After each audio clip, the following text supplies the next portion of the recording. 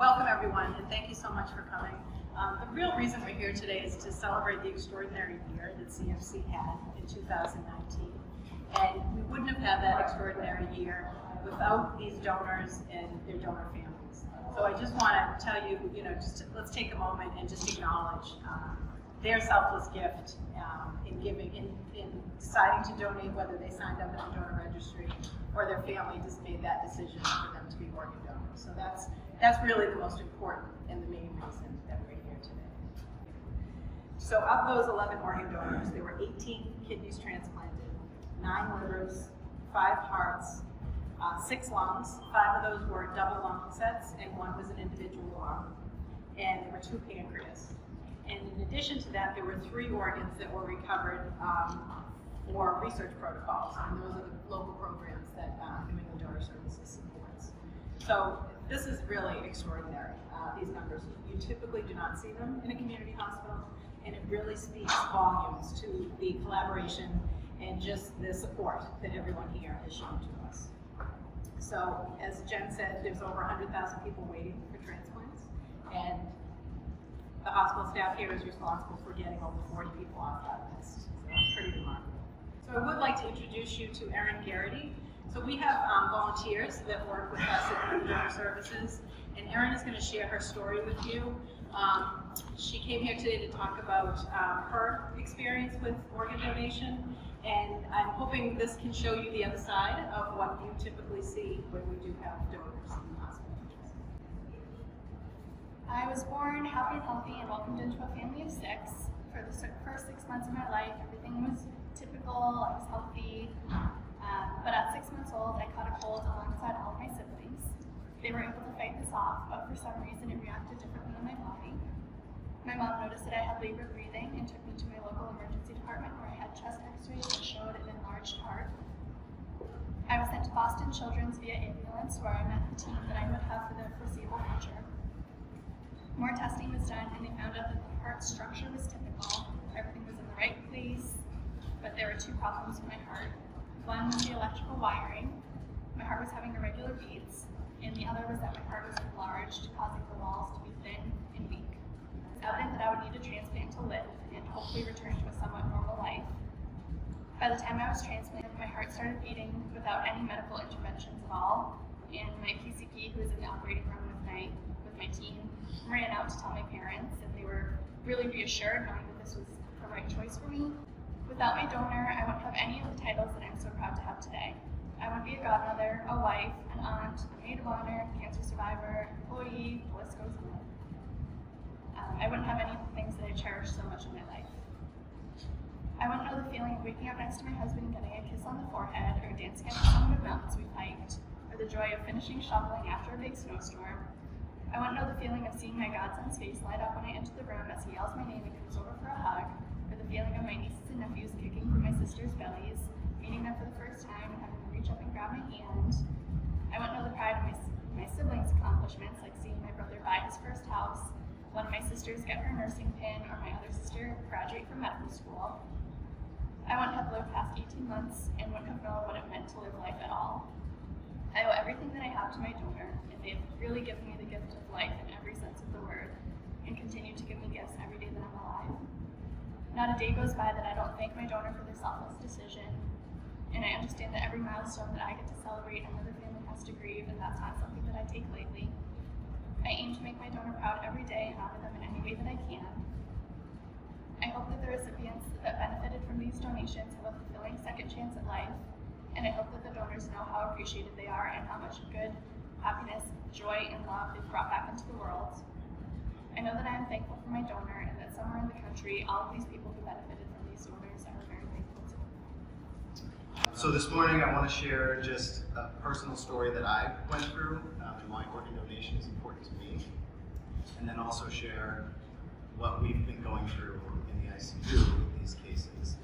I timed my speech, it's only 8 minutes long, so I promise it won't be too long. So I'm going to start off with a story that's going to sound actually kind of similar to yours.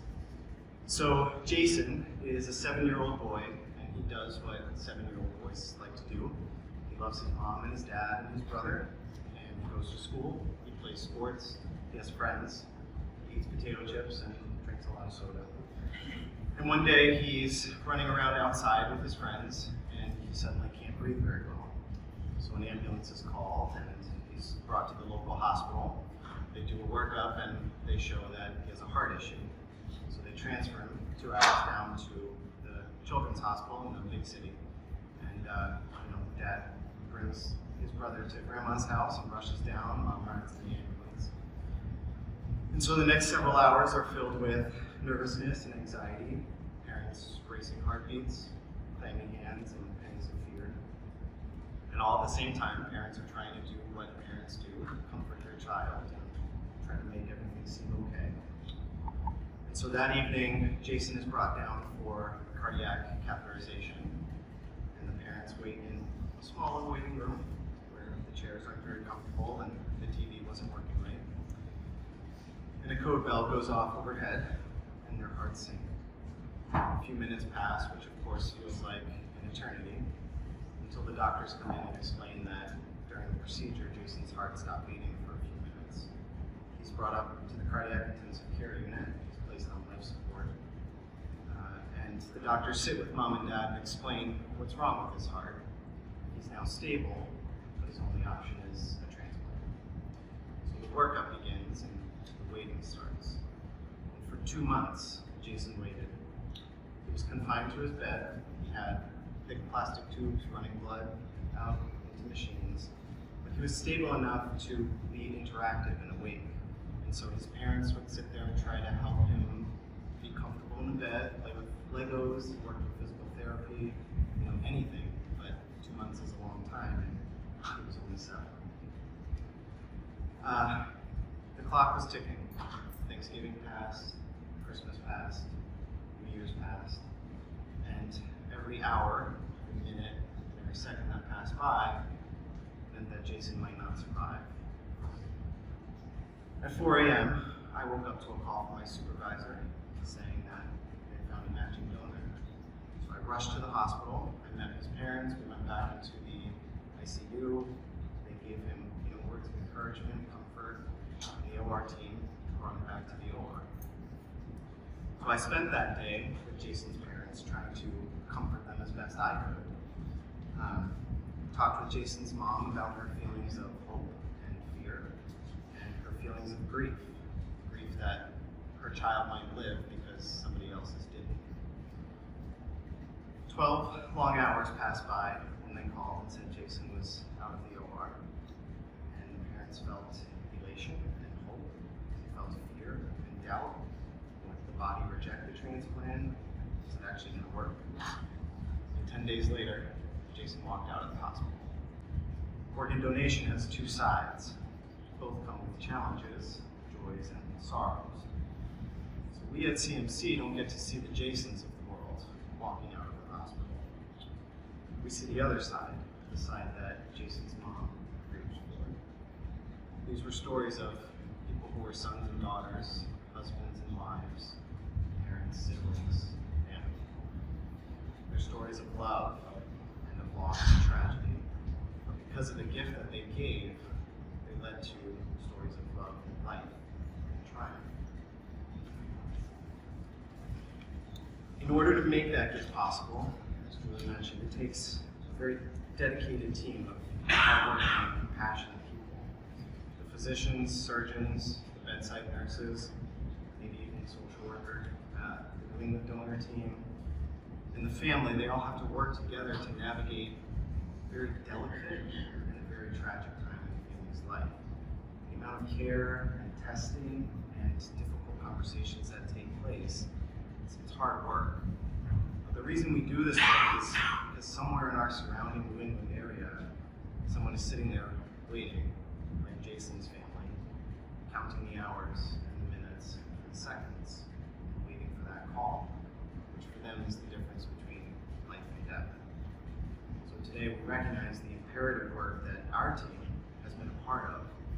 The donor and their family made the decision to donate, but because of our collaboration, 40 people got that call.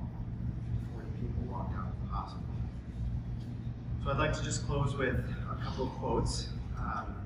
know this line well from the Gospel according to John, but no one has greater love than this, to lay down one's life for one's friends. Donation is a gift, but it's a gift that's born of the most selfless of acts. And as the Catechism of the Catholic Church describes, donation of organs after death is a noble and meritorious act. I believe that it is the most generous act that one person or one's family can do to turn a tragedy into somebody else's triumph. So today we celebrate both sides of these stories. We celebrate the life of those who were able to walk out of the hospital. We celebrate the life of those patients and families who made the decision to donate.